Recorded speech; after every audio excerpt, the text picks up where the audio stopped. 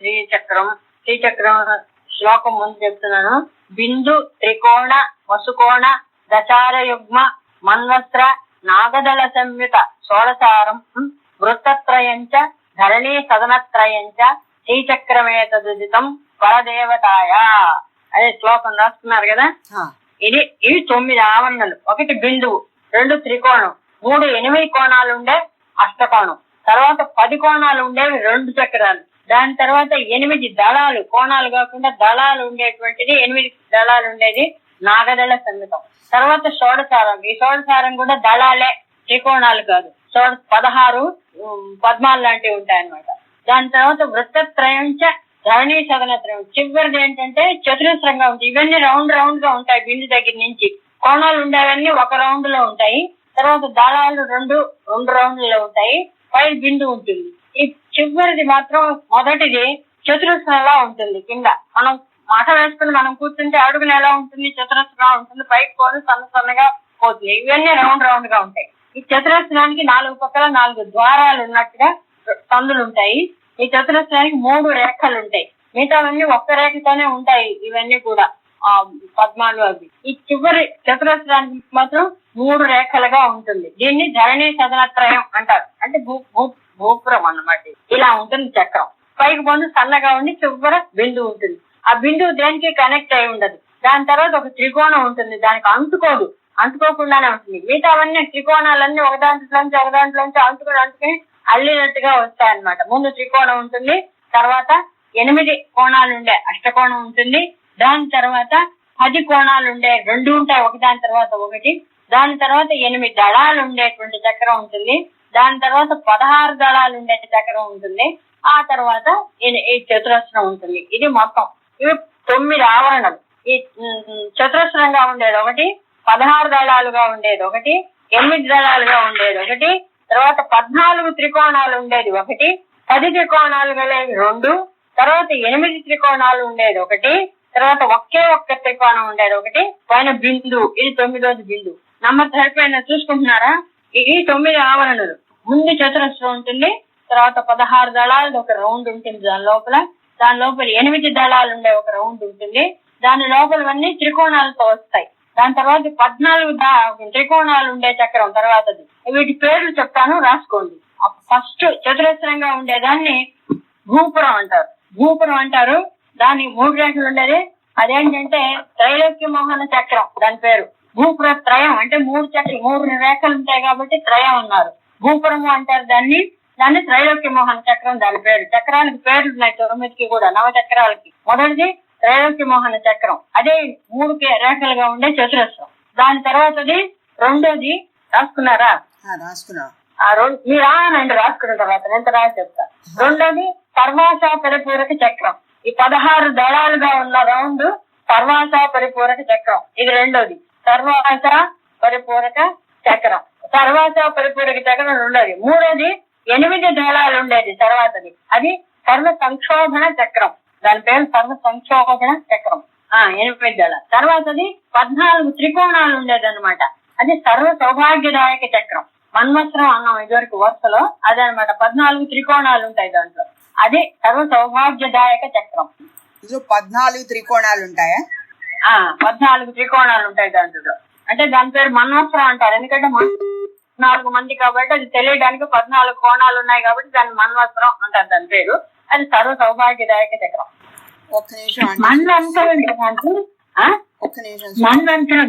మన్వస్త్రం అది సర్వ సౌభాగ్యదాయక చక్రం. దాని తర్వాత 10 త్రికోణాలు ఉండేది సర్వార్థ సాధక చక్రం. ఒక్క నిమిషం అంటే సుభాష్ని కట్ అయింది, రింగ్ ఇస్తుంది. ఏం కట్ అయింది? సుభాష్ని కాంటాక్ట్. ఇప్పుడు చెప్పండి అంటే ఐదోది ఏమిటి?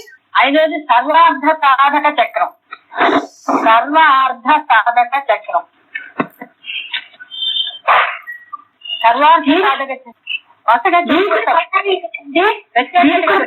10 త్రికోణాలు ఉంటాయి దీంట్లో.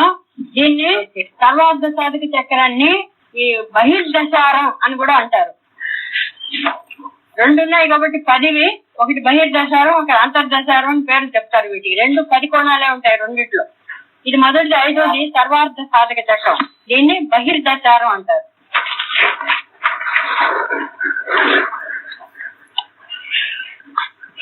పది త్రికోణాలు. రెండోది కూడా 10 త్రికోణాలే ఉంటాయి. ఆరోది సర్వ రక్షాకర చక్రం. దీనికి ఏదైనా ప్రత్యేకమైన పేరుందా? అంతర్దశారం అన్నారు కదా. ఆరోది అంతర్దశారం. రెండు 10 ఉన్నాయి కాబట్టి ఒకటి బహిర్దశారం. వెళ్తూ ఉన్నప్పుడు పైకి ముందుకు వచ్చేది బహిర్దశారం, తర్వాత లోపలికి వెళ్తాం కాబట్టి అది అంతర్దశారం అన్నారు రెండో దాన్ని. ఆరోది సర్వ రక్షాకర చక్రం, అంతర్దశారం. ఇవి రెండు 10 కోణాలు ఉండేవి రెండు అన్నమాట.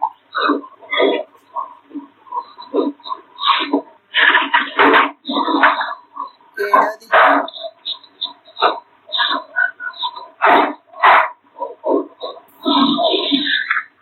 అయిందండి. ఏడవది సర్వ రోగహర చక్రం. దీంట్లో 8 త్రికోణాలు ఉంటాయి. ఇంకేమైనా పేరు ఉందా అండి? ఇది పైనుంచి వచ్చేటప్పుడు మనం బిందు త్రికోణ వసుకోణం అన్నామే. ఇది అనమాట. వసువులు 8 మంది కాబట్టి 8 త్రికోణాలు ఉండే దీన్ని వసుకోణం అంటారు. దాన్ని సర్వరోగహర చక్రం దాని పేరు.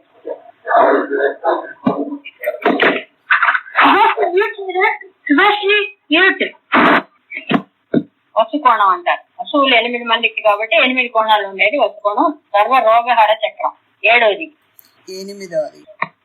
ఎనిమిదోది సర్వ సిద్ధిప్రద చక్రం. ఒకే ఒక త్రికోణం ఉంటుంది బిందువు కిందనే, ఒకే ఒక త్రికోణం మొట్టమొదటిది. అది సర్వ సిద్ధిప్రద చక్రం. దీనికి ప్రత్యేకమైన పేరు? అట్లా ఏం లేదు. మొదటి త్రికోణం అది. ఇంకా మొదటి స్టార్టింగ్ కాబట్టి ఇంక ఇన్ని పేర్లు లేవు ఇక్కడ. మొదటి త్రికోణం అది. దాని పేరు సర్వ సిద్ధిప్రద చక్రం. అక్కడి నుంచే సృష్టి స్టార్ట్ అవుతుంది అనమాట. తర్వాతది బిందువే పైది దాని బిందువుని ఏమంటారు? రాసారా? సర్వ సిద్ధిప్రద చక్రం రాసాం. ఎనిమిదోది సర్వ సిద్ధిప్రద చక్రం. తొమ్మిదోది సర్వ ఆనందమయ చక్రం. దీనికి కూడా ఏదైనా ప్రత్యేకమైన పేరుందా? అది బిందువే. సర్వానందమయ చక్రం. పైది బిందు త్రికోణం స్టార్ట్ చేస్తాం కదా, బిందు. ఇవి 9 ఆవరణలు అన్నమాట. వీటిల్లో యోగినులు ఉన్నారు చక్రంలో. వీటికి శరీరంలో భాగాలు చెప్తున్నారు. శరీరంలో భాగాలు చెప్పనా? పైనుంచి ఒక్కొక్కటి. ఇవి శ్రీచక్రం ఈ విధంగా ఉంటుంది. బొమ్మ చతురస్రంగా ఉండి దాని తర్వాత 16 దళాలు ఉండే ఒక చక్రం ఉండి, దాని తర్వాత 8 దళాలు ఉండే ఒక చక్రం ఉండి, దాని తర్వాత 14 కోణాలు ఉండేటువంటి ఒక చక్రం ఉండి, దాని తర్వాత 10 కోణాలవి 2 చక్రాలు ఉండి పైకి వెళుతూ ఉన్నాయి ఒకదాని మీద ఒకటి. పైకి వచ్చేసరికి బిందు వస్తుంది. ఇవి 9 రకాలు. ఇవి మన శరీరంలో చెప్తున్నారు. ఏవో ఇది బొమ్మ, శ్రీచక్రం బొమ్మ. ఇది శ్రీచక్రం ఉంది కదా మీ దగ్గర, చూసారా? మీకు ఎవరో ఇచ్చారన్నారు. అందరూ ఎదురుగుండా పెట్టినామండి. అది ఆ శ్రీచక్రం ఇలా ఉంటుంది. అదేలాగా మన శరీరం కూడా. ఎందుకంటే భావనోపనిషత్తు చెప్పేది ఏంటంటే ఈ శ్రీచక్రానికి మన శరీరానికి పోలిక కదా. అందుకని శరీరంలో ఇవి ఏ భాగాలో చెప్తున్నారు అనమాట. చెప్తున్నాను, రాసుకుంటారా?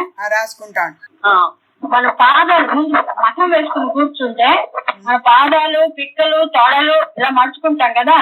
మడుచుకుని ఈ మూలాధారం వరకు ఉండేది మొదటిది భూపురత్రయం. మొదటిది త్రైలోక్య మోహన చక్రం. అంతవరకు పాదాలు, పిక్కలు, తొడలు మడుచుకుని ఉంటాం కదా ఇలా చతురస్రం లాగా. సో మూలాధారం వరకు అది మొదటి చక్రం. అది త్రైలోక్య మోహన చక్రం. అంతవరకు మన శరీరంలో పాదాలు, తొడలు, పిక్కలు. అదే పాదాలు ముట్టుకుంటాం. ముందు పాదాలు వస్తాయి, తర్వాత పిక్కలు, తర్వాత తొడలు ఉంటాయి కదా మడుచుకున్నప్పుడు. మూలాధారం వరకు అది మొదటిది త్రైలోక్య మోహన చక్రం. అది అక్కడ 3 రేఖలు ఉన్నాయి కాబట్టి పాదాలు ఒకటి, పిక్కలు ఒకటి, తొడలు ఒకటి 3 రేఖలుగా చెప్తారనమాట. ఇది భూపురం అనమాట. ఇది భూపురం అంటాము. త్రైలోక్య మోహన చక్రం దాని పేరు. మనం శ్రీచక్రంలో దాని పేరు త్రైలోక్య మోహనం కదా, దానికి ఇది అనమాట. ఇది భూపురం అంటే భూమి అడుగుదేని. తర్వాతది రెండోది స్వాధిష్టానం. మూలాధారం అయిన తర్వాత స్వాధిష్టాన చక్రం ఉంది కదా. మూలాధారం తర్వాత స్వాధిష్టానం. అది సర్వాస పరిపూరక చక్రం. రెండోది సర్వాస పరిపూరకం కదా శ్రీచక్రంలో. మన శరీరంలో ఈ స్వాధిష్టానం ఉండే ప్లేస్ ఈ సర్వాస పరిపూరక చక్రం. అంటే ఇది రిప్రొడక్టివ్ సిస్టమ్ వరకు కదా. మొత్తం అన్ని శరీరంలో ఏవో కూడా చెప్పుకోవాలి కదా. ఈ స్వాధిష్టానం ముందు మూలాధారం వరకు మొదటి చక్రం అయింది త్రైలోక్య మోహన చక్రం. తర్వాత స్వాధిష్టానం ఏమో సర్వాస పరిపూరక చక్రం. తర్వాత నాభి బొడ్డు దగ్గరికి వచ్చేసరికి మూడోది సర్వ సంక్షోభణ చక్రం. సరిగ్గా ఈ కిడ్నీస్ అవి ఉండేది స్వాదిష్టానం అంటే యూరినరీ సిస్టమ్ అంతా ఉంటుంది ఆ ప్లేస్. అదే రిప్రొడక్టివ్ సిస్టమ్ అంతా అంటాం కదా అక్కడ. అది అది తర్వాత పరిపూరక చక్రం, అది రెండోది. ఇప్పుడు మూడోది సర్వ సంక్షోభణ చక్రం నాభి, బొడ్డు దగ్గర. బొడ్డు నుంచి మధ్య ఏంటంటారంటే దీన్ని మణిపూరక చక్రం అంటాం. మణిపూరకం నాభి దగ్గర. మొదటిది మూలాధారం, రెండోది స్వాధిష్టానం, మూడోది మణిపూరకం. ఇదే బొడ్డు దగ్గర ఉంటుంది. దీనికి సర్వ సంక్షోభణ చక్రం అంటాం. 8 దళాలు ఉండే ప్లేస్.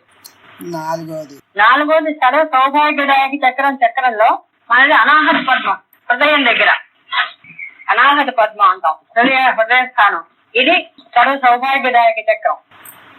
ఐదోది సర్వార్థ సాధక చక్రం. శ్రీచక్రంలో మన కంఠం, విశుద్ధి చక్రం అంటాం. విశుద్ధి పద్మం గొంతు దగ్గర కంఠం, అది సర్వార్థ సాధక చక్రం. అంటే విశుద్ధి చక్రం అని మనం అంటే విశుద్ధి నిలయ అని మనం చదువుతున్నాం కదా, సహస్రనామంలో వస్తాయి కదా, అనాహతం, విశుద్ధి, ఆజ్ఞ వస్తాయి కదా అన్నమాట. విశుద్ధి చక్రం అనేది సర్వ రక్షాకర సర్వార్థ సాధక చక్రం, కంఠం. బహిర్దశారం అంటాం, సర్వార్థ సాధకం అంటాం, రెండు పేరు దాన్ని. అంతర్దశారం చెప్పాలి.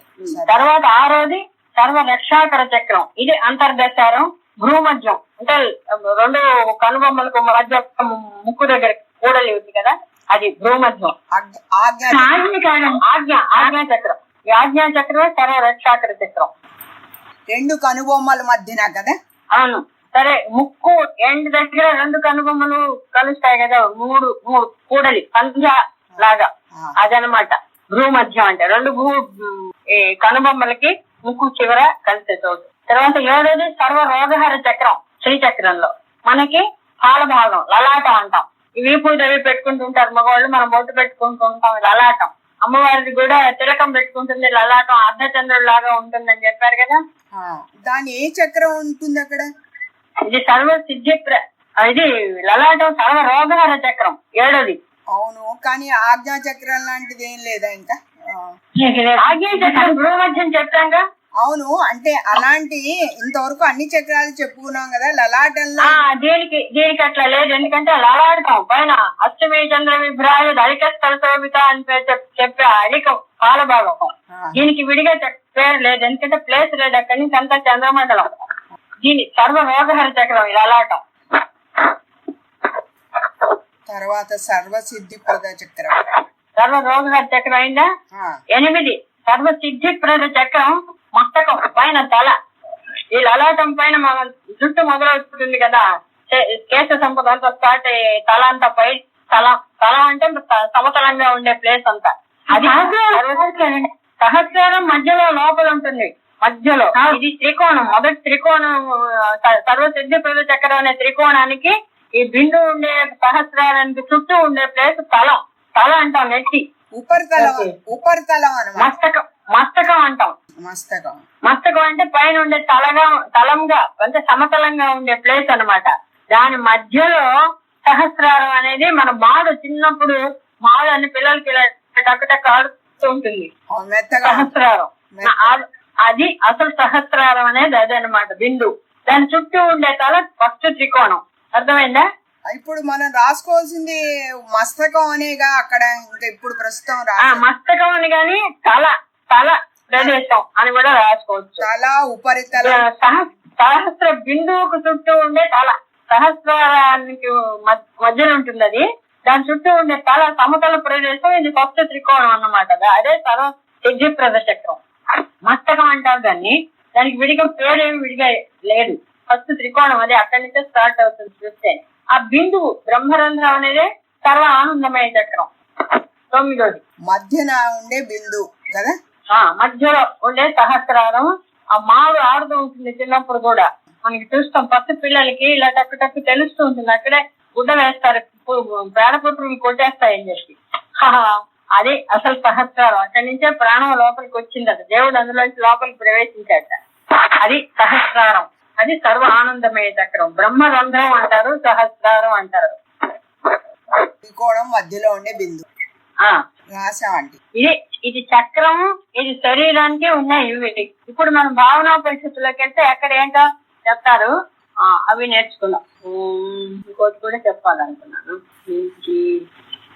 ఓం ఆత్మానం అఖండ మండలాకారమావృత్య సకల బ్రహ్మాండ మండలం స్వప్రకాశం ధ్యాయేత్.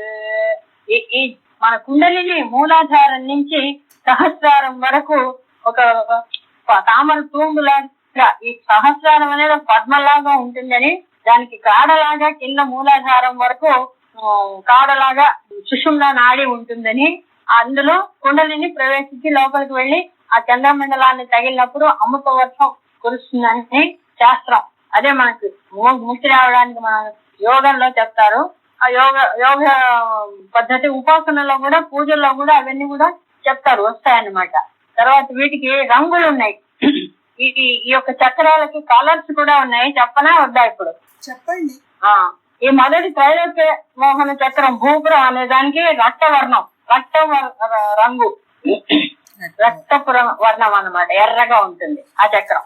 రెండోది సర్వాచపరపురకి చక్రం తెల్లగా ఉంటుంది, తెలుపు దాని రంగు. మూడోది అది కూడా రక్తవర్ణమే. మూడోది కూడా సర్వ సంక్షోభణ చక్రం, మణిపూరకం కదా, అగ్నితత్వం అన్నమాట అది. తర్వాత నాలుగోది సర్వ సౌభాగ్యదాయక చక్రం దాడిమి కుసుమ అంటే దానిమ్మ పండు రంగులో ఉంటుంది. నాలుగోది సర్వ సౌభాగ్యదాయక చక్రం. దానిమ్మ పండు రంగు అంటే ఆరెంజ్ పండు కాదు దానిమ్మ పువ్వు. దానిమ్మ పువ్వు రంగు, పండు కాదు.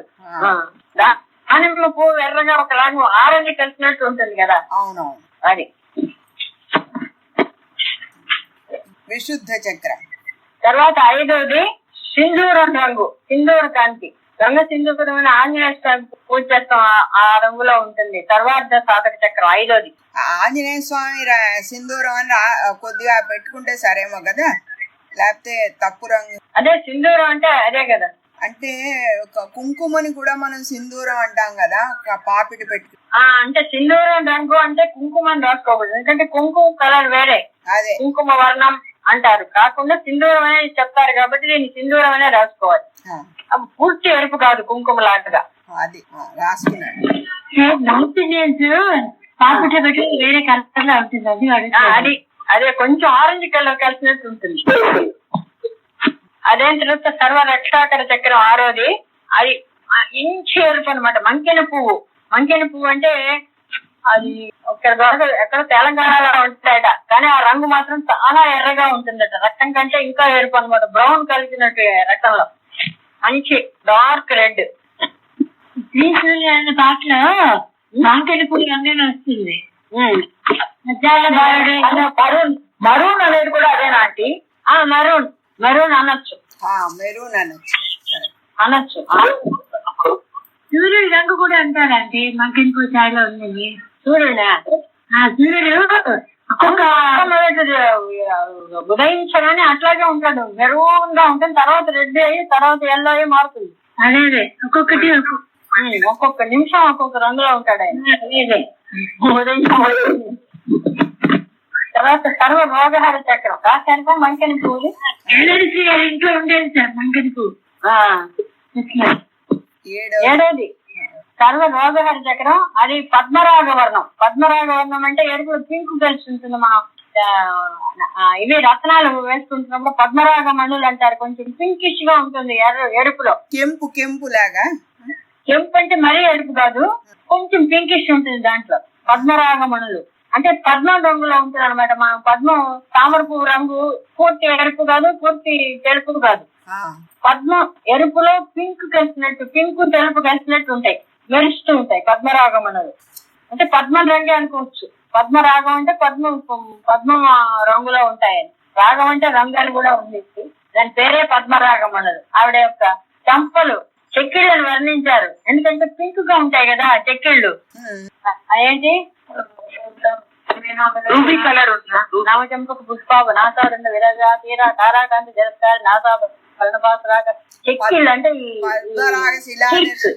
చెక్స్ పింక్ గా వర్ణిస్తారు కదా, అది ఆ రంగు అనమాట. ఒక పింక్ ఉంటుంది, పద్మరాగం రంగు. పద్మరాగ మనుల అద్దాల్లాగా ఉన్నాయి ఆవిడ చెక్కిళ్ళని వర్ణించారు సహస్రనామం. కపోల భూహు, ఆ కపోలములు అలా, అదనమాట పద్మరాగమను. తర్వాత సిద్ధిప్రద చక్రం ఎనిమిదోది, అది కూడా ఎరుపే, ఎరుపు అంటే డార్క్ కాదు, రక్తం రంగు అనుకోండి.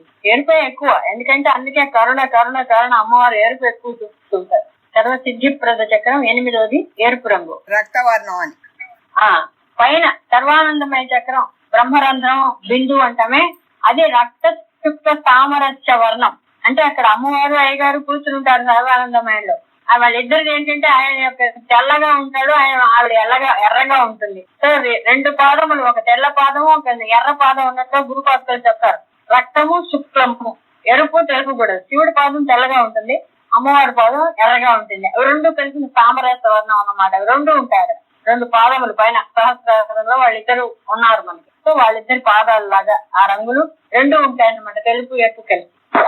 రక్త శుక్ల సామరస్యం అంటారు, 2 కలిసి ఉంటాయి. అమ్మవారు అయ్యగారు ఇద్దరు ఉన్నారు అక్కడ.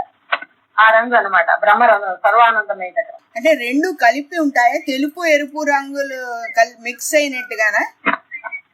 మిక్స్ మనం పాదకి చెప్పినప్పుడు ఏమవుతుందంటే ఆయన పాదం తెల్లగా ఉంది, ఆవిడ పాదం ఎర్రగా ఉంది. 2 పక్క పక్కన ఉంటాయి, 2 కలిసినట్టు మనకు కనబడుతుంది. 2 విడివిడి సంగులే. అదే ప్రకాశ పాదం విమర్శ పాదం అని తర్వాత అంతా కూడా విమర్శల్లో వస్తూ ఉంటుంది. ప్రకాశ పాదం అంటే ఆయన్ని అస్సలు ఉన్నది, తర్వాత విమర్శం అంటే అది బహిరంగం అవ్వటం. ఈ 2 శాస్త్రం చెప్తారు. అవి 2 పక్క పక్కనే ఉంటాయి కాబట్టి మనకి ఆ తెలుపు ఎరుపు 2 కలిసినటువంటి ఒక వెలుగు వచ్చినట్టుగా ఉంటుంది అనమాట. రక్త శుక్ల సామరస్యం అని చెప్తారు. 2 పక్క పక్కనే ఉంటాయి వాళ్ళ పాదాలు. పద్మరాగ శిలాదర్శ పరిభాగ కపోల భూ చెక్కిళ్ళు ఆ పద్మరాగ మణుల అద్దాలలాగా ఉన్నాయని, అది ఆ రంగు అనమాట. పింక్ మేకప్ చేసేటప్పుడు కూడా పింక్ వేస్తారు చూసారా? రోజు వేస్తాం. అవి రంగులు. ఇవి మన శరీరంలోను చక్రంలోను ఉన్న చక్రాలు, వాటి పేర్లు, మన శరీరంలో భాగాలు. ఇది ఈ బొమ్మ అర్థమైంది కదా. ఇప్పుడు మన ముందు ఖడ్గమాలలోంచి వెళ్దామా భావనోపనిషత్తులోంచి వెళ్దామా అని చూస్తున్నా. ఎందులోంచి వెళ్తే మీకు ఈజీగా అర్థం అవుతుందా అని. ఖడ్గమాలలో చిన్న డౌట్, అయితే ఈజీగా అర్థం అవుతుంది. ఎందుకంటే మాకు అది చదువుతాం కదా మేము.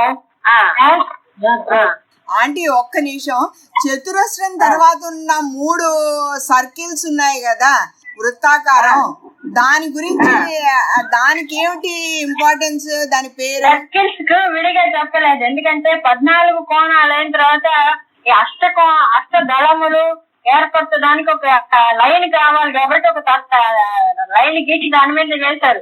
ఎక్కడ గీస్తారు? పద్మాలు. అందుకని 14 కోణాలు అయిన తర్వాత ఒక రౌండ్ పెట్టి అక్కడ పద్మాలు వేస్తారు. అవి విడిగా చెప్పరు, అలా రౌండ్ గా ఉన్నట్టు భావించమంటారు కానీ దానికి విడిగా ప్లేసులు చెప్పలేదు మనకి. 14 హృదయం కాగానే ఈ బొడ్డుకిను హృదయానికి మధ్యలో ఒక ముడతలాగా వస్తుంది మనకి, అదనమాట ఒక లైన్. హృదయం కింద మధ్య మనకు ఒక లైన్ ఉంటుంది, అదొక చక్రం అన్నమాట. త్రయం, ఉత్తత్రయం అనే దానికి అక్కడ చెప్తారు. తర్వాత స్వాధిష్టానం అయి ఈ త్రైలోక్య మోహన చక్రం కిందకి వచ్చేటప్పుడు అది కూడా కాబట్టి దళాల నుంచి కింద అంటించడానికి వీలు లేదు కాలుస్తారు, మొలతాడు కట్టుకుంటాం అక్కడ, అదొక చక్రం అంటారు. అంతేగాని వాటికి విడిగా ఏమి ప్లేసులు గాని పేర్లు గాని వాటికి ఎగ్జిస్టెన్స్ విడిగా చెప్పలేదు. ఇలా భావించమన్నారు అంతే. ఇక్కడ హృదయానికి బొడ్డుకి మధ్యలో పైన ఒక ఉన్నట్టు, కింద మొలతాడు కట్టుకునే చోట ఒక లైన్ గాను భావించమన్నారు అంతే, విడిగా ఏం లేదు. ఇక్కడ 3టికి మాత్రం ఉంది, చతురస్రంలో ఉన్న 3టికి మాత్రం అక్కడ దేవతలు ఉన్నారు, వాటికి పేర్లు ఉన్నాయి. అక్కడి నుంచి ఖడ్గమాలలోకి వెళ్తే మీకు ఇదిగా తెలుస్తుంది. తర్వాత ఖడ్గమాలలో వచ్చేవి మన భావనోపనిషత్తులో వస్తాయి పేర్లు, దేవతలు కూడా. అందుకని చెప్పుకుందాం. ఏంటంటే ముందు ఆవిడ అసలు అమ్మవారు ఎక్కడ సహస్రారంలోను హృదయంలోను కూడా ధ్యానిస్తాం, ఆ ఆజ్ఞా చక్రంలోను అంతా మొత్తం నిండి ఉంది. మొత్తం మూలాధారం నుంచి సహస్రారం వరకు కుండలిని అనే శక్తి, మన లోపల ప్రాణశక్తి ఆ సుషుమ్న నాడిలో పైకి పోయి తగిలినప్పుడు అమృతోత్సవం ఎప్పుడు ముఖ్య ప్రాణ నాడి అది సుషుమ్న అనేది. దాంట్లో మన ప్రాణశక్తి ప్రవహిస్తూ ఉంది. హంస హంస అని ఆ హంస మీద సరస్వతి దేవి వెళ్ళినట్టు ప్రాణశక్తి సరస్వతి ప్రాణశక్తి కాబట్టి మనలో ఉన్న ప్రాణశక్తి హమ్ అనే ఒక రెక్క, హమ్ అనే ఒక రెక్క. హంస, హంస అంటే అదనమాట. హంస మీద అమ్మవారు వెళ్తుందంటే ఏంటంటే పైకి పీల్చుకుని వదిలి, పైకి పీల్చుకుని వదిలి, ఇలా హంస హంస అని పీల్చడం ప్రాణశక్తి సరస్వతి ఆ హంస మీద ప్రయాణం చేస్తున్నట్టు వర్ణిస్తారు. ముఖ్య ప్రాణ నాడియే సుషుమ్నా నాడి. దానిలోనే మనం శ్వాసిస్తూ ఉంటాం. ఒక ఇడా పింగళ అనే రెండు పక్కల రెండు నాడులు ఉంటాయి. పీల్చుకుంటూ ఆ లోపలికి పోయిన ప్రాణశక్తిని హృదయం దగ్గర నుంచి అన్ని నాడులకు పంపిస్తూ ఉంటుంది హృదయ శక్తి. అలా జరుగుతూ ఉంటుంది మనలో ప్రాణశక్తి. సో అది ముఖ్య ప్రాణశక్తి, అది లోపల ఉంది. దానిలో ఉంది అమ్మవారు ప్రయాణం చేస్తోంది. పైకి వెళ్ళాలంటే ఇవన్నీ అడ్డుకొని ఉంటాయన్నమాట. మనకి వాసనలు, కర్మ ఫలాలు ఇవన్నీ పైకి వెళ్ళలేం. మనం సాధన చేస్తే గాని వెళ్ళదన్నమాట. కుండలిని పడుకుని ఉంటుంది మూలాధారంలో. అది దాన్ని లేపాలంటే ప్రాణశక్తితోటే ఆ ప్రాణాన్ని ఇటు అటు పోనివ్వకుండా మూలాధారం నుంచి సుషుమ్నా నాడిలో ప్రవేశింపజేసి ఆ పైకి పోయేట్టు చేయాలన్నమాట. మధ్యలో హృదయం దగ్గర చీలిపోకుండా. ఆ శక్తి ఏంటంటే యోగం నేర్పిస్తారు, అదే యోగా. అప్పుడు పైకి వెళ్తుంది. ఆ పైకి వెళ్ళడాన్ని మనం యోగా అంటాం. సో ఈ విధంగా శరీరం అరేంజ్మెంట్ ఉందన్నమాట. వీటిలో ఈ దేవతలు, వీటన్నిటికీ శక్తులు మన ఒంట్లో ఉన్నాయి. ప్రతి ఒక్క అవయవానికి ఒక దేవత అధిష్టానం ఉందన్నమాట. అమ్మవారు అన్ని దేవతల్ని ఇన్ని చోట్ల పెట్టి ఆవిడ హృదయంలో కూర్చుని పరిపాలిస్తూ ఉంటుంది అనమాట. చెప్పుకున్నాం సహస్రాలలో అన్నిటికీ ఆవిడ ఈశ్వరి, దీనికి ఈశ్వరి, దానికి ఈశ్వరి అని చెప్పుకుంటూ వచ్చాం నామాల్లో. అంటే ఏంటంటే ఈ శరీరంలో ఒక్కొక్క అవయానికి ఒక్కొక్క దేవతను నియమించింది. ఇప్పుడు చేతులు ఉన్నాయంటే దీనికి ఇంద్రుడు అధిష్టాన దేవత అన్నారు. ఇంద్రుడు ఉంటాడు చేతులు అనేటువంటి అవయవాల్లో. కాళ్ళు, పాదాలు అంటే విష్ణు ఉంటాడట. విష్ణు అంటే నారాయణుడు అనే వచ్చి ఇక్కడ కూర్చున్నాడని కాదు, ఆ శక్తులు దేవతల అధిష్టానం. కంటి చూపులో సూర్యుడు అనే శక్తి ఉంది. చెవులు వినే శక్తిలో దిగ్దేవతలు వాళ్ళు ఉన్నారు. అట్లా అన్ని చోట్ల నాలికలో వరుణుడు, అందుకే తడి ఉంటుంది. వరుణుడు అంటే నీళ్లు కదా, తడి ఉంటుంది. కానీ శక్తి ప్రాణశక్తి అగ్ని కూడా అక్కడే ఉంది. వాక్వైవ అగ్ని, వాక్కు అగ్ని శక్తితోటే వస్తుంది. కానీ నాలికలో రెండు శక్తులు ఉంటాయన్నమాట. ఇలా ప్రతి చోట దేవతలను పెట్టి ఆవిడ చూస్తారు. సో అందుకని ఖడ్గమాలలో వచ్చే శక్తులన్నీ కూడా చెప్తారు. దీంట్లో ఖడ్గమాలలో ఏం చెప్తున్నారు? మొదట్లో ఓం హ్రీంకారాసన గర్భిత నలశిఖాం. హ్రీంకారం అంటే హృదయం, హ్రీంకార ఆసనం. హ్రీంకారం అంటే హృదయం ఆసనంగా గల అక్కడ కూర్చుంది. హ్రీంకారాసన గర్భిత అనలశిఖాం అంటే దీపంలాగా, దీప జ్యోతి లాగా. కలిక చెప్పుకున్నాం కదా, ఆనంద కలిక. కలిక అంటే చిన్న చిరు దీపం లాగా ఉంటుంది. ఆ శిఖలోనే పరమాత్మ అమ్మవారు స్థానం అదే అన్నమాట. అదే వేడి మనకి. అహం వైశ్వానరో భూత్వ అని భగవద్గీతలో అని చెప్పింది ఈ అగ్ని. ఈ హ్రీంకారాసన గర్భిత అనల శిఖాం. ఆ హ్రీంకారం అంటే హృదయం. అక్కడ ఆసనంగా ఒక చిన్న దీపిక లాగా ఉందన్నమాట. అంటే వెలుగు, శక్తి, ప్రకాశము, జ్ఞానము, వీటన్నిటికీ దీపం అని చెప్తాం మనం, జ్యోతిని. ఆ విధంగా హృదయంలో ఉందన్నమాట. ఆసన గర్భిత అనల శిఖాం. సౌక్రీం అలా బీజాక్షరాలు. బీజాక్షరాల గురించి గురువు గారే చెప్పాలి, మనం మాట్లాడుకోకూడదు. అలాగా బీజాక్షరాలు వాడే పద్ధతి ఉంది మంత్రాల్లో సాధన చేసేదాన్ని. అదక్కర్లేదు. సౌక్రీం కళాం బిభ్రతి సౌవర్ణాంబరధారిణి. సౌవర్ణం అంటే బంగారు రంగు బట్టలు ధరించింది. సౌవర్ణాంబరధారిణి ఆ బంగారు రంగు వస్త్రాలు ధరించి ఉంటుంది అక్కడ అమ్మవారు. సౌవర్ణాంబరధారిణి వరసుధా ధౌతాం. పైన మేలు ముసుగులాగా తెల్ల మేలు ముసుగు వేసుకుని ఉంటుంది. ధౌతాం అంబరధారిణి వరసుధా ధౌతాం. త్రినేత్రోజ్వలం. ఆవిడకి త్రినేత్రములు, 3 కళ్ళు ఉంటాయి. అక్కడ ఉన్న అమ్మవారిని వరిస్తున్నారు ముంత ఖడ్గమాలకి. ధ్యాన శ్లోకం ఇది. అమ్మవారిని ఆ విధంగా ధ్యానం చేయాలి హృదయంలో. అక్కడ హృదయంలో ఈ విధంగా బట్టలు కట్టుకుని ఇలా నగలు వేసుకుని ఇలా 3 కన్నులతో త్రినేత్రం సౌవర్ణాంబరధారిణి వరసుధా ధౌతాం త్రినేత్రోజ్వలం. వందే పుస్తక పాశం అంకుశరం. పుస్తకము, పాశము, అంకుశము మనం అమ్మవారిని వర్ణించుకుంటున్నాం. పాశ అంకుశలములు పుస్తకములు చేస్తా పట్టుకుని అభయ ముద్ర పెట్టుకొని ఉంటుంది. ఆ అమ్మవారిని ధ్యానం చేయమన్నారు. అన్నిటికీ ఆవిడే ఒకటే ఈ రూపాలన్నీ కూడా. సో వందే వందే పుస్తక పాశం అంకుశరం. త్రగ్భూషితం. త్రక్ భూషణం అంటే అన్ని నగలన్నీ వేసుకున్నది అనమాట. త్రక్ భూషణాలు అంటే మాలలు, ఆభరణాలన్నీ కూడా ధరించింది. త్రగ్భూషాంబర పుస్తక పాశం అంకుశరం. త్రగ్భూషణం ఉజ్వలం. ఉజ్వలం అంటే ప్రకాశిస్తూ ఉందని, చక్కగా దేదీప్యమానంగా ఉంటుంది. అంటే ప్రకాశమే కదా. దివ్య శరీరాలు దేవతలు అన్ని కూడా దివ్య శరీరాలు, ప్రకాశమే. మనలాగా మాంసము రక్తము ఉండే అటువంటి శరీరాలు కాదంటే ఉజ్వలం అంటే ప్రకాశిస్తోంది హృదయంలో, మన హృదయంలో ఆవిడ ఈ విధంగా ఉంది అమ్మవారు. ఆవిడ ధ్యానించి కింద నుంచి మనం చెప్పుకుంటూ వస్తాం శ్రీచక్రంలో దేవతలందరినీ ఎలాగా అని. జ్వలం సత్పూషితం తాం గౌరీ, ఆవిడ గౌరీ అంటాం. పరాత్పర కళం అంటే పరమాత్మని యొక్క కళ, ఆయన యొక్క కళ అంటే ఆవిడ భాగం, ఆయనలో సగభాగం కదా. పరాత్పర కళం గౌరీ త్రిపురం పరాత్పర కళం శ్రీచరిచల సంచారిణి. మొత్తం శ్రీచక్రంలో ఆవిడ సంచరిస్తోంది లోపల, అంటే ప్రాణశక్తిగా లోపల మధ్యలో ఉంది. అక్కడి నుంచి ఈ ఆవరణలన్నీ కూడా ఒక సరస్సులో ఒక రాయి వేస్తే అన్ని తరంగాలు వచ్చినట్టుగా ఈ బిందువు దగ్గర నుంచి భగవంతుడి సంకల్పంతో ఒక్కొక్క ఆవరణ అలా విస్తరించి వచ్చింది అన్నమాట ప్రకృతి సృష్టి అంతా కూడా. మనం చెప్పుకున్నాం కదా, సంకల్పం దగ్గర నుంచి మహత్తు, అహంకారము, దాంట్లో నుంచి ఆకాశం అలా పుట్టుకొచ్చాయి కదా విశ్వంలో. అలాగే ఇదన్నమాట పైన బిందువు దగ్గర నుంచి ఆవిడ యొక్క సంకల్పంతో ఒక్కొక్క ఆవరణ అలా విస్తరించుకుంటూ వచ్చి మొత్తం ప్రపంచంగా అయినట్టుగా ఈ శ్రీచక్రం వ్యాపించింది ఆవిడ యొక్క ఇదన్నమాట. సో ఇప్పుడు ఏంటి మొదటిది అమ్మవారిని గురించి. ముందు ఆవిడ అంగశక్తులను చెప్తారు. శ్రీచక్ర సంచారిణి దండం పెట్టుకుని అమ్మవారిని ఓం ఐం హ్రీం శ్రీం శ్రీమాత్రే నమః. ఆవిడని అమ్మ నమస్కారం ముందు ఆవిడకి నమస్కారం చేసి, హృదయదేవి ఆవిడకి 6 శక్తులు ఉన్నాయి. హృదయదేవి ఆవిడకి శక్తులు ఇవన్నీ కూడా. హృదయం ఏమిటి? సర్వజ్ఞతా శక్తి. ఆవిడకి సర్వజ్ఞత, అన్ని ఆవిడకి తెలియంది లేదు. హృదయదేవి, శిరోదేవి నిత్య తృప్తాశక్తి. ఆవిడకి శిరస్సుదండి, ఆవిడ ఎప్పుడు నిత్య తృప్తురాలు, అన్ని ఉన్నాయి ఆవిడకి నిత్య తృప్తాశక్తి. తర్వాత శిఖాదేవి, శిఖ అంటే పైన మన పిలక పెట్టుకుంటారే ఆ ప్లేస్ అన్నమాట శిఖాదేవి. అదేంటి? అనాది బోధ శక్తి. ఎప్పుడెప్పటి సంగతులు కూడా ఆవిడకి తెలుసు. ఆవిడ తలుచుకుంటే మనకు కూడా ఆ విధమైన శక్తి ఇస్తుందనే అక్కడ పిలక పెట్టుకుంటారు అనమాట. దాని దగ్గర నుంచి యాంటనో లాగా ఆవిడ యొక్క శక్తి తీసుకుంటామని ఈ శక్తి. శిఖాదేవి, కవచదేవి అంటే స్వతంత్రతా శక్తి. ఆవిడ అందరికైనా స్వతంత్రాలు. ఎవరు ప్రపంచంలో మిగతా వాళ్ళు స్వతంత్రులు కాదు, ఆవిడే స్వతంత్రం. ఆవిడ ఇష్టం, ఎవరు ఏమి ఎదురు చెప్పేవాడు లేరు. స్వతంత్రతా శక్తి కవచదేవి. నేత్రదేవి అలుప్త శక్తి. ఆవిడకున్న శక్తులు ఇవన్నీ కూడా ఎప్పుడు కొరత పడవు అన్నమాట. లుప్తమవు ఎప్పుడు ఉంటాయి. త్రినేత్రములు అంటే సూర్యుడు, చంద్రుడు, అగ్ని, ఆ శక్తులు ముఖ్యంగా ప్రపంచానికి. అలుప్త శక్తి.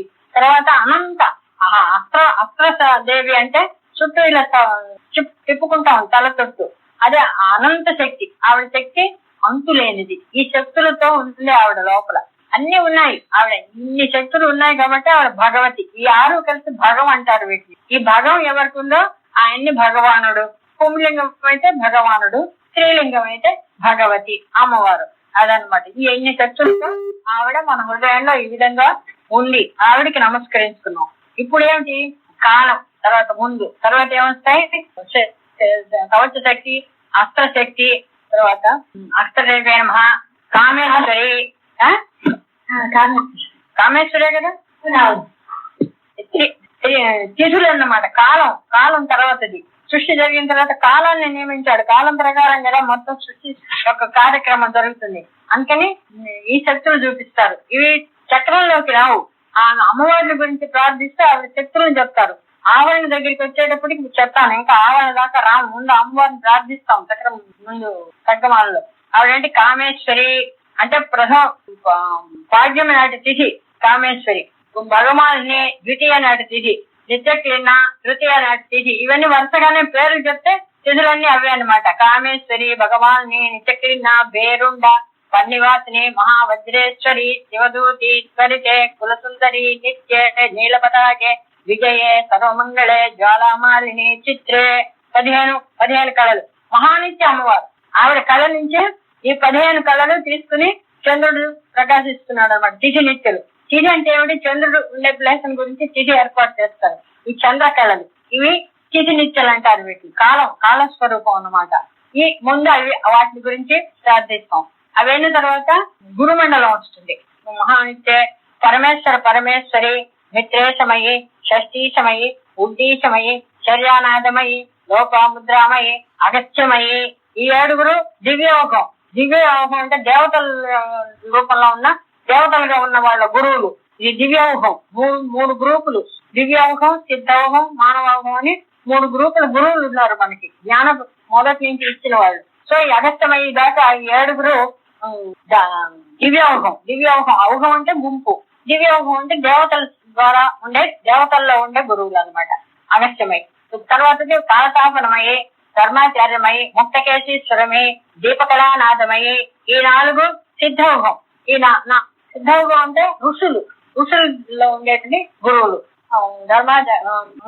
దీపకళానమై, విష్ణుదేవమై, ప్రభాకర దేవమై, తేజోదేవమై, మనోజ్ దేవమై, కళ్యాణ దేవమై, వాసుదేవమై, రత్నదేవమై, శ్రీ రామానందమై.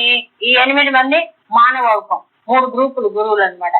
ఇది గురుమండలం అంటారు. పూజ ఈ దీంట్లో ముందు ఖడ్గమాలలో అయితే వాళ్ళ ముందు వీళ్ళందరినీ ప్రార్థిస్తాం. అంటే ఆ గురువుల దయ ఉంటే కానీ మనకేది అర్థం కాదు కాబట్టి, కాలంలో ఉన్నాం కాబట్టి కాలం ప్రకారం నడుచుకోవాలి కాబట్టి ముందు తిథినిత్యలు, తర్వాత గురు మండలం. అదైన తర్వాత ఇంకా మొదటి చక్రాల దగ్గరికి వస్తాం అనమాట. ఏంటి ధరణి సదనత్రయం, ఆ గుమ్మం దగ్గరికి వస్తున్నాం, శ్రీచక్రం దగ్గరికి. వాళ్ళ దయ వల్లే మనకు అది తెలియాలి. అక్కడ ఏంటి మొదటి దాంట్లో శ్రీ రామానందమై, అణిమా సిద్ధే, లఘిమా సిద్ధే, మహిమా సిద్ధే, ఈచిత్త సిద్ధే, వచిత్వ సిద్ధే, ప్రాకామ్య సిద్ధే, భుక్తి సిద్ధే, ఇచ్ఛా సిద్ధే, ప్రాప్తి సిద్ధే, సర్వకామ సిద్ధే. మొదటి సిద్ధి దేవతలు వీళ్ళందరూ మొదటి లైన్ 3 రేఖలు ఉంటాయి చతురస్రంలో. ఆ మొదటి గీతలో ఉండేది ఈ సిద్ధి దేవతలు అన్నమాట. ఈ 10 మంది అక్కడ ఈ సాధన ప్రారంభించి ఉపాసన చేసే వాళ్ళు మొట్టమొదట్లో కొంత దూరం సాధన జరిగిన తర్వాత సిద్ధులు వస్తాయన్నమాట. మొదటి ఇదే అన్నమాట. అది మొదటి సిద్ధి దేవతలు మొదటి లైన్ లో ఉంటారు. 2వ దాంట్లో మాతృకలు ఉంటారు. బ్రాహ్మి, మాహేశ్వరి, కౌమారి, వైష్ణవి, వారాహి, మాహేంద్రి, చాముండే, మహాలక్ష్మి అనే మాతృకలు ఉంటారు అక్కడ ఆ 2వ లైన్ లో. ఆ మూడు లైన్లు. 3వ దాంట్లో ముద్రా దేవతలు ఉంటారు. ముద్రలు వేసి చూపిస్తారు అమ్మవారికి. ఈ ముద్రా దేవతలు 3వ లైన్ అనమాట. సర్వ సంక్షోభిణి, సర్వ విద్రావిణి, సర్వ ఆకర్షిణి, సర్వ వశంకరి, సర్వోన్మాదిని, సర్వార్థ సాధికే, సర్వ సంపత్తి పూరణి, సర్వ మంత్రమయి, సర్వ సంక్షోభిణి, సర్వ విద్రావిణి, సర్వాకర్షిణి, సర్వ వశంకరి, సర్వోన్మాదిని, ఏంటమ్మా మర్చిపోతున్నాం ముద్రా దేవతలు. సర్వమహాంకుశే, సర్వకేచరి, సర్వబీజే, సర్వయోనే. 9 ముద్రలు అన్నమాట. ఇది మొదటి సర్వశ్రీకంగా ముద్రగా చెప్పరు, పూర్ణ దీక్ష తీసుకున్నప్పుడు చెప్తారు దాని గురించి. ఈ ముద్రా దేవతలు ఆ 3వ లైన్ లో. ఈ 3 లైన్లు మొదటిది త్రైలోక్య మోహన్ చక్రం ఇంతవరకు కదా. ఆ 3 చతురస్రంగా ఉండే దాంట్లో 3 లైన్లు ఉండే ఇవి. ఈ మొదటి లైన్ లో సిద్ధి దేవతలు ఉంటారు. 2వ లైన్ లో మాతృకలు ఉంటారు, అంటే అష్టమాతృకలు. 3వ లైన్ లో ముద్రా దేవతలు. ఈ 3 భూపురం మొదటిది త్రైలోక్య మోహన చక్రం, శ్రీచక్రంలో. 2వ దానిలోకి వెళ్ళేసరికి కామాకర్షణి, బుద్ధ్యాకర్షణి, అహంకారాకర్షణి, శబ్దాకర్షణి, స్పర్శాకర్షణి, రూపాకర్షణి, రసాకర్షణి, గంధాకర్షణి, చిత్తాకర్షణి, ధైర్యాకర్షణి, స్మృత్యాకర్షణి, నామాకర్షణి, బీజాకర్షణి, ఆత్మాకర్షణి, అమృతాకర్షణి, శరీరాకర్షణి. 16 దళాలది కదా అది. 16 దళాలలో ఈ 16 మంది దేవతలు ఉంటారు అనమాట. ఇవన్నీ మన శరీరంలో ఉండే ఇంద్రియాలకు సంబంధించినవి. తర్వాత దాంట్లో వస్తుంది భావనోపనిషత్తులో వేవో చెప్తారు. ఇప్పుడు ఊరికే దేవతలు దళాలు చూసుకోవాలి. దీంట్లో ఈ 16 దళాల్లో ఈ 16 మంది దేవతలు ఉంటారు. వీళ్ళ పేర్లు ఇవి. కామాకర్షణ, బుద్ధి ఆకర్షణ, అహంకారాకర్షణ అనే పేర్లు ఈ 16 దళాల్లో వీళ్ళు ఉంటారు సర్వాచాపూర్వక చక్రంలో. తర్వాత సర్వ సంక్షోభణ చక్రం 8. అదేంటి 3వది ఏంటమ్మా? సర్వాచాపూర్వక చక్ర స్వామిని, గుప్తయోగిని, అనంగ కుసుమ, అనంగ మేఖల, అనంగ మదన, అనంగ మదనాతుర, అనంగ రేఖ, అనంగ వేగిని, అనంగ అంకుశ, అనంగ మాలిని అనే 8 మంది దేవతలు. అష్టదళ పద్మం తర్వాతది 16 దళాల పద్మం అయిన తర్వాత 8 దళాల పద్మం. దాంతో ఈ 8 మంది ఉంటారు అనమాట ఈ దేవతలు. 8 దళాలు దాంట్లో. ఈ 3 అయిపోయేసరికి మణిపూరం అయిపోయింది. 14 కోణాల్లోకి వస్తాం. ఇప్పుడు ఈ 2 దళాలవి అయిపోయిన తర్వాత కోణాల దాంట్లోకి వస్తాం. అక్కడికి వచ్చేసరికి 14 మంది దేవతలు. వీళ్ళు అలంబుస, కుహు, విశ్వోదర, వారణ, హస్తిచిక్వ, యశోవతి, పయస్విని, గాంధారి, పూష, శంఖిని, సరస్వతి, ఇడ, పింగళ, సుషుమ్న అనే 14 మంది దేవతలు ఈ 14 కోణాల్లో ఉంటారు, త్రికోణాల్లో. అంటే ఈ పేర్లు వరుసగా చెప్తుంటే మీకు పుస్తకం ఉంటే కానీ చెప్పుకోలేదు, గుర్తుపెట్టుకోలేరేమో కదా. అంటే పుస్తకంలో నోట్ చేసుకోగలం. పుస్తకం ఖడ్గమాల పుస్తకం పెట్టుకుంటే పేర్లు దాంట్లోనే ఉంటాయి, విడిగా కంటతా పట్టక్కర్లేదు. ఇవి 14 దేవతలు 14 త్రికోణాల్లో ఉంటారు ఇక్కడ. ఇవి ఏంటంటే తర్వాత నాడులు మన శరీరంలో భావనోపనిషత్తులో పోయేసరికి ఇవన్నీ మన శరీరంలో నాడులు ఎక్కడి నుంచి ఎక్కడికి ఉన్నాయో చెప్తాడు. ఈ 14 3 దాని అన్ని కూడా అన్నిటికీ ఈ దేవతలు ఏంటి మన శరీరంలో చెప్తాడు భావనోపనిషత్తులు. ఇవి ముందు తెలియాలి కదా, ఆ పేరు దేవతల పేరు చెప్తాడు అక్కడ. మన దేవతలు ఏంటో ఎక్కడ ఉన్నాయో మనం శ్రీచక్రంలో చూసుకోవాలి కదా, అప్పుడు శరీరంలో కూడా తెలుస్తాయి. ఈ 14 కోణాల దాంట్లో వీళ్ళు ఉంటారు. సుషుమ్నా దాకా సరస్వతి ఇడా పింగళ సుషుమ్నా చతుర్దశ నాట్య అంటాడు. ఆ 14 కోణాల్లో 14 మంది ఉంటారు. అదేం తర్వాత రెండోది సర్వార్థ సాధక చక్రం 10 ఉండేది. అదేంటి? సర్వ సిద్ధిప్రద, సర్వ సంపత్ప్రద, సర్వ ప్రియంకరి, సర్వ మంగళకారిణి, సర్వ కామప్రద, సర్వ దుఃఖ విముక్తిని, సర్వ ముక్తిప్రదమని, సర్వ విఘ్న నివారిణి, సర్వాంగ సుందరి, సర్వ సౌభాగ్యదాయిని. ఈ 10 మంది బహిర్దశారం సర్వార్థ సాధక చక్రంలో ఉంటారు. తర్వాత సర్వజ్ఞ, సర్వశక్తి, సర్వ ఐశ్వర్యప్రద, సర్వ జ్ఞానమయి, సర్వ వ్యాధి వినాశిని, సర్వ ఆధార స్వరూప, సర్వ పాపహర, సర్వ ఆనందమయి, సర్వ రక్షా స్వరూపిణి, సర్వ ఈప్సిత బలప్రద అనే 10 మంది రెండో దాంట్లో ఉంటారు అంతర్దశారంలో. ఈ 10 2 ఇవ్వయి. ఇంకా 8 కోణాల దగ్గరికి వచ్చాం. అక్కడికి వచ్చేసరికి వాగ్దేవతలు వర్షిణి, కామేశ్వరి, మోదిని, విమలే, అరుణ, జైని, సర్వేశ్వరి, కౌళిని అనే వాగ్దేవతలు ఉంటాయి. 8 చోట్ల 8. అదైన తర్వాత 3 మొట్టమొదటిది త్రికోణం. ఫస్ట్ త్రికోణంకి వచ్చేసరికి మహాకామేశ్వరి, మహావజ్రేశ్వరి, మహాభగమాలిని అనే 3 కోణాల్లో ఉండి మహాశ్రీ సుందరి అనేది మధ్యలో బిందువు కింద లెక్క. బిందువు అంటే పై బిందువు కాదు, ఈ కేంద్రం. ఇది త్రికోణం. అక్కడ ఆ 3 ఉంటారు. ఈ 3 ఇచ్ఛాశక్తి, జ్ఞానశక్తి, క్రియాశక్తి అని, తర్వాత ఆ 3 గుణాలని, సత్వరజస్తమో గుణాలని అన్ని 3 స్టార్ట్ అయ్యి ప్రపంచం స్టార్ట్ అయ్యే చోట అదే అక్కడనే 3 వస్తాయి. మహాకామేశ్వరి, మహావజ్రేశ్వరి, మహాభగవాని అనే శక్తులతోటి ఆ త్రికోణం. పైదేవుంది అమ్మవారు సర్వ ఆనందమయ చక్రంలో ఉండేది మహా త్రిపుర సుందరి. మహా త్రిపుర సుందరి అక్కడ ఉంటుంది. కాకపోతే ఈ చక్రం వర్ణించారు. మన శరీరంలో ఆజ్ఞా చక్రం దగ్గర నుంచి ఇంకొక 9 ఇక్కడ చెప్తారనమాట. మహామహేశ్వరి, బిందు, అర్ధచంద్ర, రోదిని,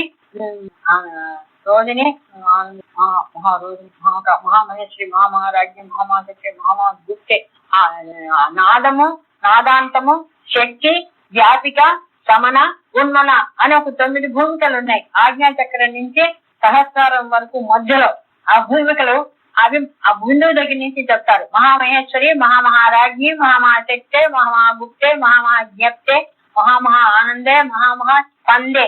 పుస్తకాల్లో అంతా స్కందే అని వేస్తుంటుంది. స్కంద కాదది, స్పందం, స్పందన. ఈ నాదం ఇక్కడి నుంచి బయలుదేరి పైకి వెళ్లి కలిసే చోట అనమాట. ఇది నాదం తోటే పైకి వెళ్లి తెలుసుకుంటాం. నాదమే అన్నిటికీ కారణం. ఈ 9 భూమికల్లో ఈ అమ్మవారు అని చెప్తారు. మహామహేశ్వరి, మహామహారాజ్ఞి, మహామహాశక్తే, మహామహాగుప్తే, మహామహాజ్ఞప్తే, మహామహా ఆనందే, మహామహా స్కందే, మహామహా ఆశే, మహామహా శ్రీచక్ర నగర సామ్రాజ్ఞి. ఆ చివరి అమ్మవారు సర్వానందమయ చక్రం శ్రీచక్ర నగర సామ్రాజ్ఞ శివకామేశ్వరం కథ అక్కడ ఉంది. ఇది పైనవి. ఇది శరీరంలో ఎక్స్ట్రా ఉంది. శ్రీచక్రంలో అవి చూపించడానికి స్థలం లేదు కాబట్టి అక్కడ వరకు చెప్తారన్నమాట. చక్రం అంతవరకు అర్థమైతే ఇది పైన మనకు అర్థం చేసుకోవచ్చు కదా మనం మన శరీరంలో. అందుకని అవి చెప్పారు. సర్వానందమయ చక్రం వరకు, శ్రీచక్రంలో బిందువు వరకు చెప్పారు. మనకి ఇక్కడ ఈ బిందువు, ఇక్కడ కూడా బిందువు ఉంది. మనం అనుకున్నాం కదా హాకిని దాని పైన ఒక బిందువు ఉంది. అక్కడ పద్మంలో అమ్మవారు అయ్యవారు ఉన్నారని మన నామాల్లో చెప్పుకున్నాం. బిందు మధ్యస్థ, బిందు స్థానం ఏదో ఒక నామం వచ్చింది. అక్కడ ఇది చెప్పుకున్నాం. ఇక్కడ బిందువు, ఈ బిందువు చెప్పారు. అక్కడ ఈ బిందువు దగ్గర నుంచి ఈ 9 రహస్య భూమికలు అన్నమాట. సూక్ష్మ చక్రాలు అంటారు. వీటిలాగా చెప్పడానికి లేదు, చూపించడానికి లేదు. అవి అనుభవంలోకే రావాల్సిందే అవి ఆ 9. సో అవి అక్కడి నుంచి ఇదంతా చంద్రమండలం. అది చంద్రమండలం మధ్యగా వీటన్నిటిలో ఈ 8 రూపాలుగా లోపల ఉంది. ఇది శ్రీచక్రం శరీరం. ఈ రెండింటికి పోలికి ఈ విధంగా చెప్పుకుని మన భావనోపనిషత్తులో ఈ దేవతలు శ్రీచక్రంలో ఉన్నారు. శరీరంలో మన భాగాలు ఏమిటి వాటికి? ఎందుకంటే మనం దేవతలుగా కూర్చుని లేరు, శక్తి ఉంది కానీ ఆ దేవత పేరు చెప్పుకోవడమే కానీ దేవత లేదు మనకి. నాడులుగా, ప్రాణశక్తిగా, ఉన్నాయన్నమాట. అందుకని చూపిస్తాడు. ఇప్పుడు 10 శక్తులు ఉన్నాయంటే ప్రాణ అపాన వ్యాన ఉదాన సమాన నాగ పూర్వ కృకర దేవదత్త ధనంజయ దశవాయవ సర్వసిద్ధి ప్రదాలు దశార్ దేవత అంటాడు. అంటే ఈ సర్వసిద్ధి ప్రద అనే దేవతలు ఏంటంటే మన శరీరంలో 10 ప్రాణాలు గురించి చెప్తాడు. అవి తెలుసుకోవడానికి ఇది ముందు తెలియాలి. అది అందుకని ఈ పేర్లు చెప్పాను అనమాట. కంగారు పడక్కర్లేదు, వరుసగా ఒక్కొక్కటి చెప్పుకోవచ్చు మనం. ఇది శరీరము, శ్రీచక్రము, భాగాలు, పేర్లు ఇవి తెలుసుకుంటే ఇది మీకు 2 సార్లు చూసుకోండి. ఆ రెండిటికి అర్థమైతే తర్వాత మనం భావనలోకి వెళదాం. Okay, okay. ఈ ఆవరణలో ఈ దేవతలు అర్థమైందో చెప్పింది ఏమైనా ఒక ఐడియా ఖడ్గమాల పెట్టుకున్నాం, పక్కన స్తోత్రం, శ్రీచక్రం పెట్టుకున్నాం. ఇంకే అదే అంతా అదే. కాకపోతే మన శరీరంలో అది చూసుకోవాలి. మనకి శరీరం ఇక్కడే ఉంది, ఎక్కడో పోకర్లే, పెట్టుకోకర్లే. పెద్దవాళ్ళకి ఉంది కదా, అన్ని శ్రీచక్రాలే. సమస్య ఏంటంటే అంతగా వ్యాపించిందని అమ్మవారు చెప్పిందంటే ఇదే. ప్రతి శరీరం శ్రీచక్రమేనమ్మా. ఇది వాళ్ళకి తెలిసినా తెలియకపోయినా ప్రతి శరీరము ఇదే విధంగా ఉంది. అందుకనే మనం ఎవరిని చూసినా అమ్మవారిగానే భావించాలన్నమాట. అది ఈ పాయింట్స్ అర్థమైతే మన భావన ఉపనిషత్తులో గురువు ఏంటి, ఈ 9 నవరంధ్రాలు గురువు ప్రదేశాలు అంటాడు. శివోహం, సిద్ధోహం, మానవోహం అంటారు. 2 చెవులు, నోరు దివ్యోహం అట. 2 కళ్ళు ఉపస్థం సిద్ధోహం అట. 2 ముక్కులు వాయువు అనేది మానవోహం అట. ఇది 9 రంధ్రాలు, 9 గురుస్థానాలు అంటాడు. ఇవి తెలిస్తే కదా తెలుస్తుంది. అందుకని శరీరానికి దానికి చెప్పుకోవాలన్నమాట. దివ్యోహం, ఔహం ఏంటి, గురువులు ఏంటి అనేది అర్థం అయితే వాళ్ళు చెప్పినప్పుడు ఇవి మనకి అర్థం అవుతాయి. అర్థం చేసుకోవడానికి ఒక పద్ధతి అన్నమాట. ఇవన్నీ కూడా లోపల ఏంటివి ఈ శరీరంలో ఈ దేవతలుగా ఖడ్గమాలలో ఉన్నవి ఈ శరీరాన్ని శ్రీచక్రం వర్ణన చూసుకోండి. తర్వాత మనం శరీరంలో ఈ దేవతలకి మనకి ఏ రూపంలో మనలో ఉన్నాయి చూపించుకుందాం. ఈ రోజుకి చాలనుకుంటా, ఎందుకంటే అంతా ఒకే. స్వస్తి.